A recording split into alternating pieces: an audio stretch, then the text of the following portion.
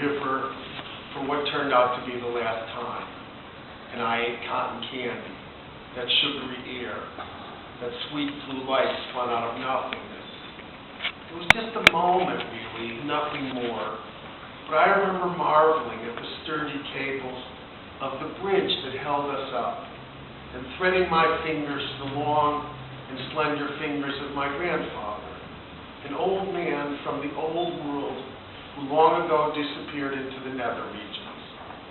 And I remember that 8-year-old boy who had tasted the sweetness of air, which still clings to my mouth, and disappears when I breathe.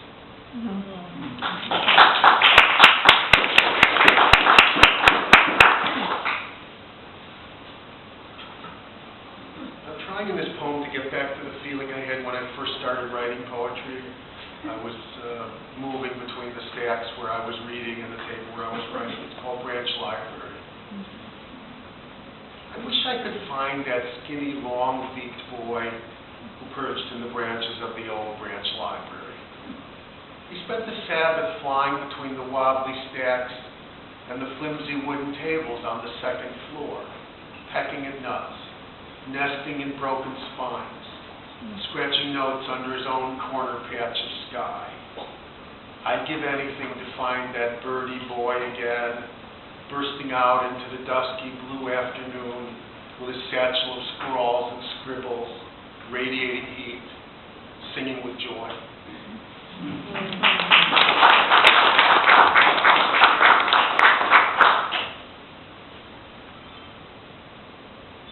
This is called Self-Portrait.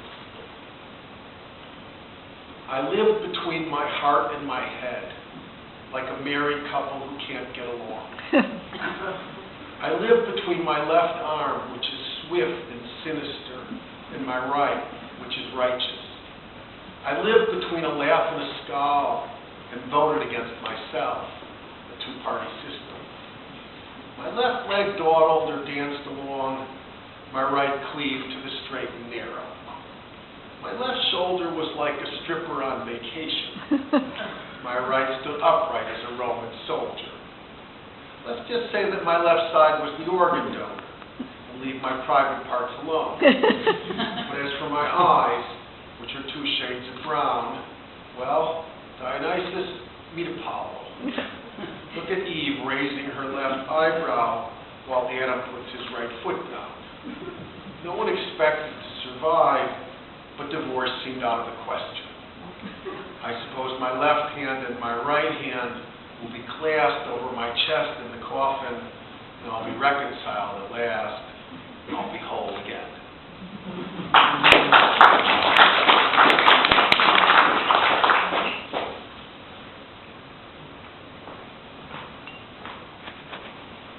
This is an elegy for my father. Sold corrugated cartons, he sold boxes. It's called Special Orders. My father liked special orders rather than standard orders because he got paid more, and he could make the box himself. He drew them, That makes it cool. designed them.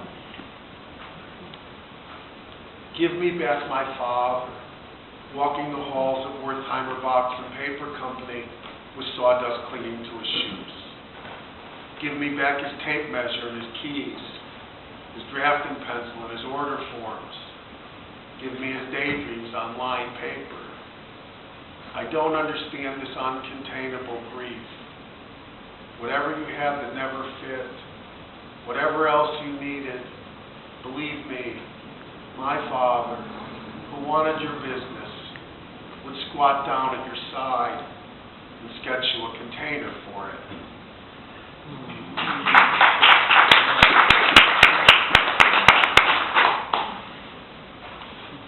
This is called Troubadour Song. I woke this winter morning to the smell of the sea and hummed a song for nothing, how nothing came to me. I dreamed I mounted a horse along an empty beach where we galloped far away till I was out of reach. We trotted past the lighthouse, abandoned on the dunes, and paused by a small stable that was now in ruins. I woke this winter morning to the smell of the sea and made a song for nothing, nothing came to me. We rode to the starkest edge of nowhere by the sea. The horse was all that remained of what I'd longed to be. We had somewhere deep to rest and nothing left to see, and so the two of us walked into the cemetery. I woke this winter morning to the smell of the sea and sang a song for nothing, how nothing came to me.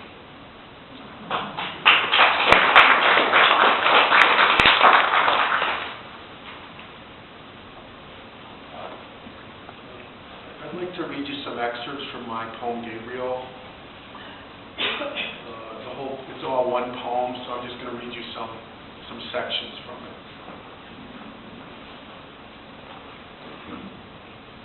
The population of his feelings could not be governed by the authorities. He had reasons why reason disobeyed him and voted him out of office. Anxiety, his constant companion, made it difficult to rest.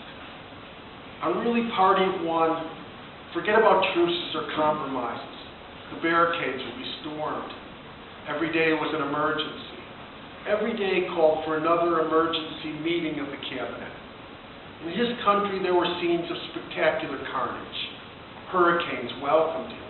He adored typhoons and tornadoes, furies unleashed, houses lifted up and carried to the sea, uncontained, uncontainable. Unbolt the doors, fling open the gates. Here he comes. Chaotic wind of the gods. He was trouble, but he was our trouble.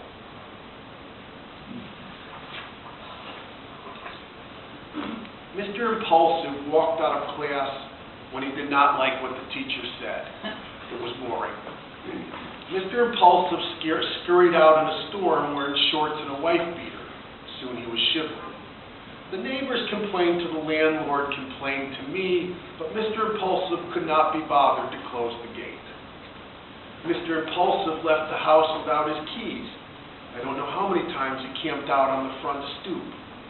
One night he convinced a neighbor to shimmy the lock with a credit card. He was never locked out again. Mr. Impulsive will not be sleeping at home. He'd rather stay out and crash wherever he finds himself at 5 a.m. He could be oddly well-mannered to the parents of his friends. He was usually wealthy. From the notebook of Mr. Impulsive, it is better to sneak through a side door than to wait in line like a sucker. It is not necessary to get directions. It's much better to head out right now. Time doesn't matter. These were the antics of Mr. Impulsive, who never knew where he was going until he got there.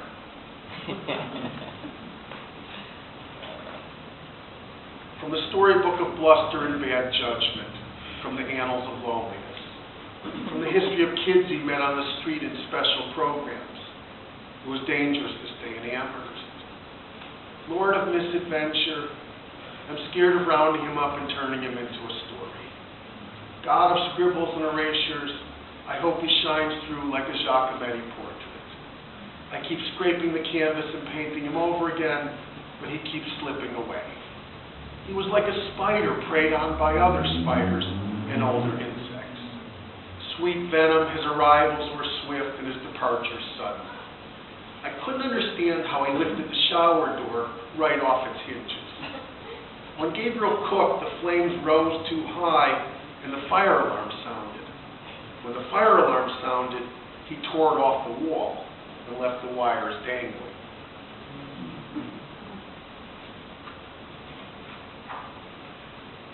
He liked to kick back and remember the time we were riding home in a taxi cab on the West Side Highway, and my mother offered to take him to a strip club for his 21st birthday.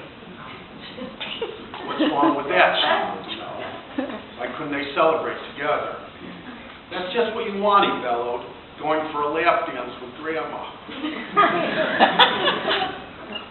He liked to kick back and declare he wanted to track down his birth mother to see